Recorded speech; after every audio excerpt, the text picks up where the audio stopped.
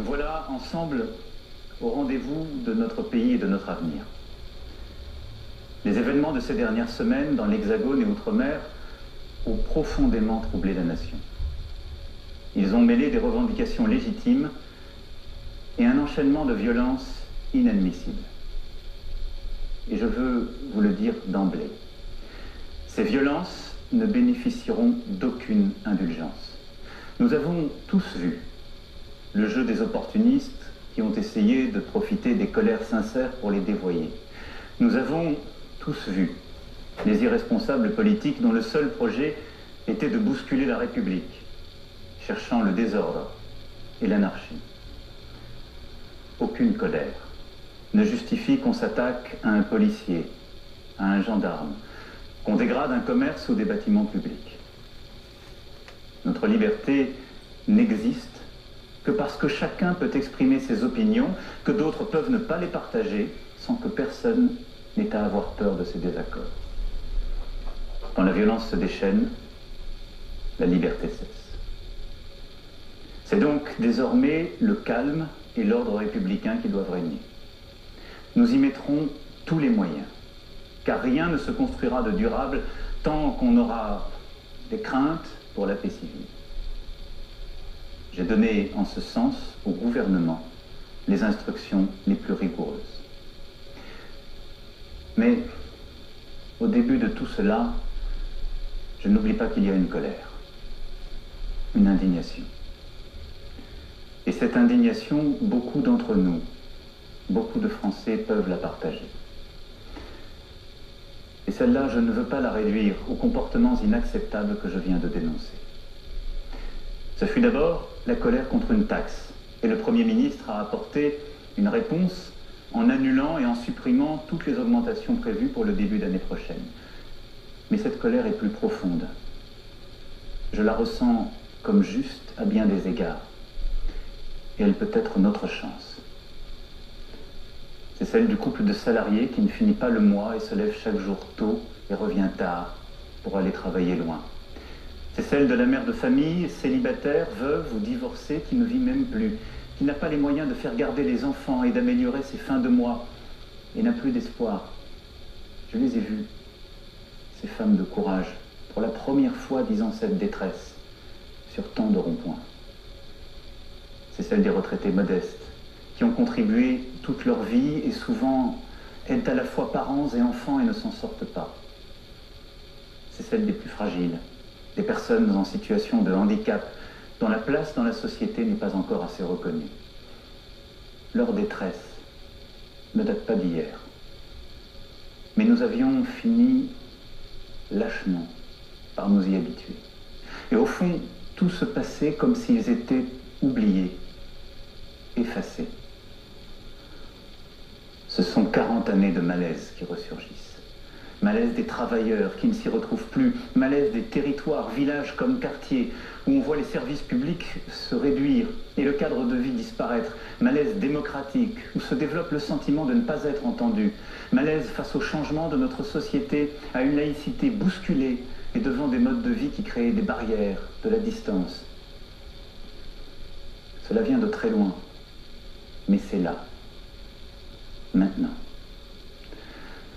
Sans doute n'avons-nous pas su depuis 1 an et demi y apporter une réponse suffisamment rapide et forte.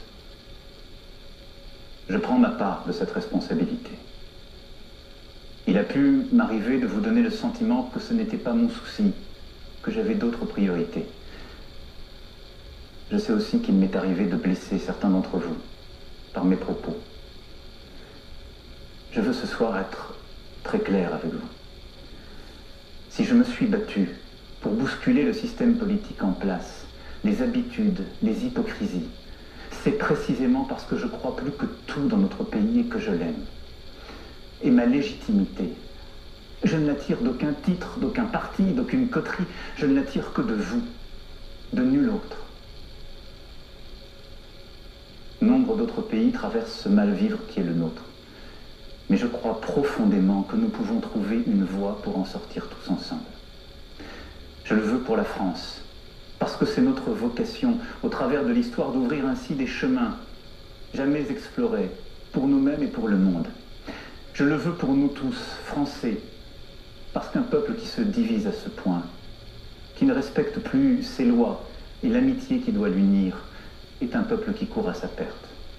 Je le veux aussi, parce que c'est en pressentant cette crise que je me suis présenté à votre suffrage pour réconcilier et entraîner, et que je n'ai pas oublié cet engagement et cette nécessité. C'est d'abord l'état d'urgence économique et sociale que je veux décréter aujourd'hui. Nous voulons bâtir une France du mérite, du travail, une France où nos enfants vivront mieux que nous. Cela ne peut se faire que par une meilleure école, des universités, de l'apprentissage et des formations qui apprennent aux plus jeunes et aux moins jeunes ce qu'il faut pour vivre libre et travailler. L'investissement dans la nation, dans l'école et la formation est inédit, et je le confirme. Nous voulons une France où l'on peut vivre dignement de son travail. Sur ce point, nous sommes allés trop lentement. Je veux intervenir vite et concrètement sur ce sujet. Je demande au gouvernement et au Parlement de faire le nécessaire afin qu'on puisse vivre mieux de son travail dès le début d'année prochaine. Le salaire d'un travailleur au SMIC augmentera de 100 € par mois dès 2019, sans qu'il en coûte 1 € de plus pour l'employeur. Je veux renouer avec une idée juste, que le surcroît de travail accepté constitue un surcroît de revenus. Les heures supplémentaires seront versées sans impôt ni charge dès 2019. Et je veux qu'une vraie amélioration soit tout de suite perceptible. C'est pourquoi je demanderai à tous les employeurs qui le peuvent de verser une prime de fin d'année à leurs employés. Et cette prime n'aura à acquitter ni impôt ni charge. Les retraités constituent une partie précieuse de notre nation. Pour ceux qui touchent moins de 2 000 € par mois, nous annulerons en 2019 la hausse de CSG subie cette année. L'effort qui leur a été demandé était trop important et il n'était pas juste. Dès demain, le Premier ministre présentera l'ensemble de ses décisions aux parlementaires. Mais nous ne devons pas nous arrêter là. J'ai besoin que nos grandes entreprises, nos concitoyens les plus fortunés, aident la nation à réussir. Je les réunirai et prendrai des décisions en ce sens dès cette semaine. Je sais que certains voudraient, dans ce contexte, que je revienne sur la réforme de l'impôt sur la fortune. Mais pendant près de 40 ans, il a existé. Vivions-nous mieux durant cette période? Les plus riches partaient et notre pays s'affaiblissait.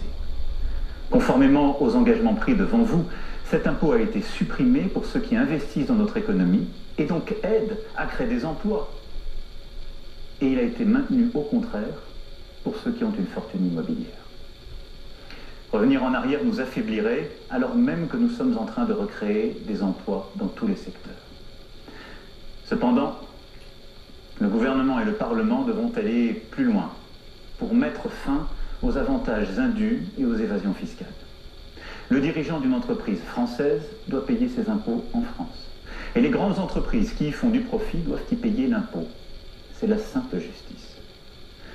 Vous le voyez, nous répondrons à l'urgence économique et sociale par des mesures fortes, par des baisses d'impôts plus rapides, par une meilleure maîtrise des dépenses, plutôt que par des reculs. J'entends que le gouvernement poursuive l'ambition des transformations de notre pays que le peuple a choisi il y a maintenant 18 mois. Nous avons devant nous à conduire une réforme profonde de l'État, de l'indemnisation du chômage et des retraites.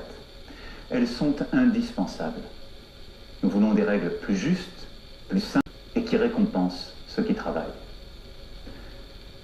Mais aujourd'hui, c'est aussi avec notre projet collectif que nous devons renouer. Pour la France et pour l'Europe. C'est pourquoi le débat national annoncé doit être beaucoup plus large. Pour cela, nous devons avant toute chose assumer tous ensemble tous nos devoirs. Le devoir de produire pour pouvoir redistribuer.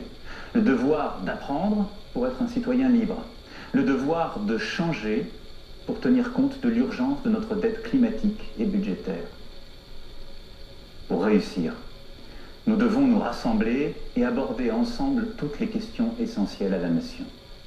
Je veux que soient posées les questions qui touchent à la représentation, la possibilité de voir les courants d'opinion mieux entendus dans leur diversité, une loi électorale plus juste, la prise en compte du vote blanc, et même que soient admis à participer au débat des citoyens n'appartenant pas à des partis. Je veux que soit posée la question de l'équilibre de notre fiscalité, pour qu'elle permette à la fois la justice et l'efficacité du pays. Je veux que soit posée la question de notre quotidien, pour faire face au changement climatique, se loger, se déplacer, se chauffer. Et les bonnes solutions émergeront aussi du terrain. Je veux que soit posée la question de l'organisation de l'État, de la manière dont il est gouverné et administré, depuis Paris, sans doute trop centralisé depuis des décennies, et la question du service public dans tous nos territoires. Je veux aussi que nous mettions d'accord la nation avec elle-même sur ce qu'est son identité profonde, que nous abordions la question de l'immigration. Il nous faut l'affronter. Ces changements de fond, qui demandent une réflexion profonde et partagée, imposent un débat sans précédent. Il devra se dérouler au niveau national. Dans nos institutions, chacun y aura sa part. Gouvernement, assemblée, partenaires sociaux et associatifs. Vous y aurez votre part. Je veux en assurer moi-même la coordination, en recevoir les avis, pour rendre ainsi le pouls vivant de notre pays. Mais un tel débat n'est pas seulement affaire de représentants institutionnels.